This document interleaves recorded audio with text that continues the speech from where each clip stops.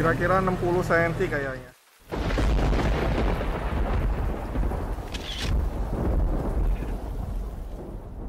Bisa tahu seperti apa, kita lihat langsung ke situs-situs yang ada di sini. Di sebelah sananya, emasnya Bu, emasnya ini udah ada detailnya, titik-titik gitu.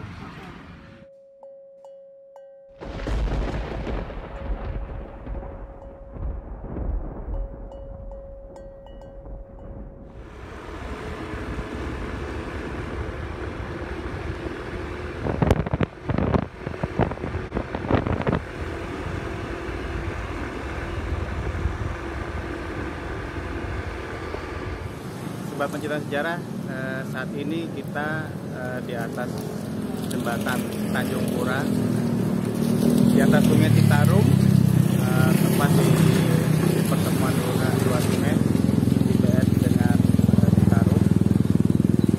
Sekarang tanggal 24 Februari, jadi kurang lebih di puncak musim hujan. Sungai ini sering meluap. Di dalam 5 meter tadi Om. 5 meter.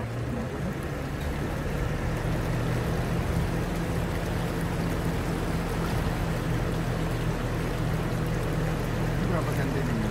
Kira-kira 60 cm kayaknya, 50-60 lah.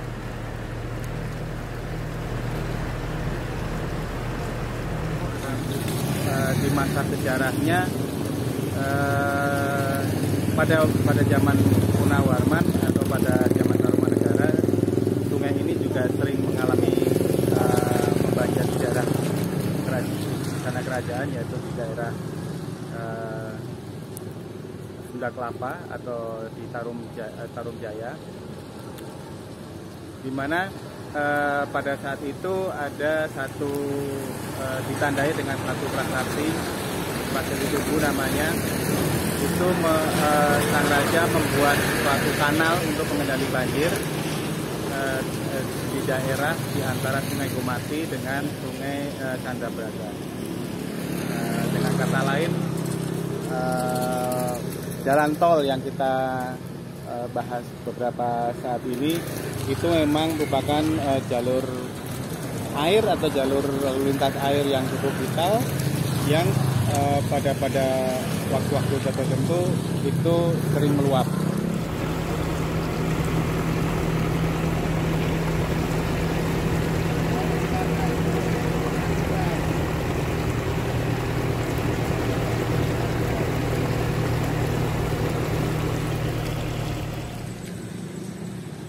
Kita di jembatan Tanjung Pura di atas Sungai Citarum, dekat pertemuan Sungai Citarum dengan Cipeet. Pada bulan-bulan ini sungai ini sering meluap karena kita berada di puncak musim hujan. Dan kalau kita kaitkan dengan sejarah,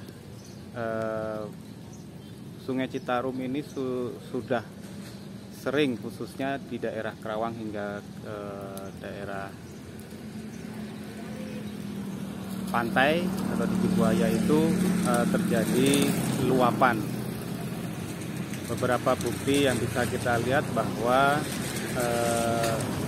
situs percandian Cibuaya itu ditemukan 3 meter di atas permukaan tanah. Artinya dalam waktu dari abad ke-5 dan ke-7 hingga sekarang ini sedimentasi endapan banjir itu mencapai 3 meter. Jadi apa? Nama itu bercerita ya. Nama-nama di sini Tanjung Pura ya. Iya. Ya, Tanjung Pura. Ya. Kalau nama jembatan ini sendiri itu adalah Tanjung Pura ya. Tanjung Pura itu tentunya bisa kita maknai, bisa kita cek bahwa itu adalah sistem penamaan yang masih zaman dulu ya. Tanjung dan Pura. Kalau Pura zaman sekarang sudah nggak ada. Tapi nama Tanjung Pura ini sendiri bukan nama jembatan ini ya, tapi nama daerah sini. Ini adalah Tanjung Pura. Jadi tempat penting pada saat itu karena merupakan pertemuan 2 tol besar. Apa yang ditinggalkan dari peradaban zaman dulu, peradaban zaman tol zaman dulu ini, Di Kerawang ini banyak sekali tempat-tempat yang berawalan dengan nama kuta. Kalau dari sisi ke hilir, kita bisa temukan nama-nama seperti Kuta Wibawa, itu daerah Rengas Dengklok, kemudian Kota Mekar, Kota Wangi.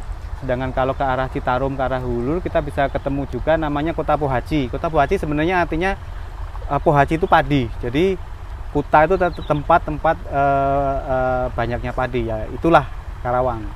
Kemudian lebih ke arah hulu lagi, itu di daerah sebelum Jatiluhur. Kalau sekarang itu kita bisa ketemukan suatu tinggian yang disebut dengan Kuta Tandingan, kemudian Kuta Manah. Kuta Manah itu bisa tembus ke arah Cariu. Yang secara tempat penamaan tempat-tempat itu adalah unik, yang bisa kita bayangkan. Tentunya ada nilai historisnya terhadap apa yang kita bahas sekarang tentang tol zaman dulu, tempat hilir mudiknya orang berpindah berperadaban pada masanya.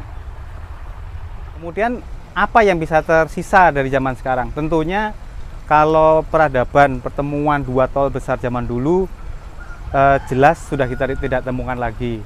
Hanya saja sisa-sisa keramaian di sini ini masih ada, yaitu vihara yang tadi kita sebutkan. Kemudian dari belakang posisi saya berdiri ini adalah pasar Bojongsari yang masih berfungsi hingga sekarang. Jadi sumber kehidupan dari dua pertemuan sungai ini, tol air ini masih menyisakan, meskipun tentunya sudah kita tidak bisa bayangkan lagi zaman dulu seperti ini.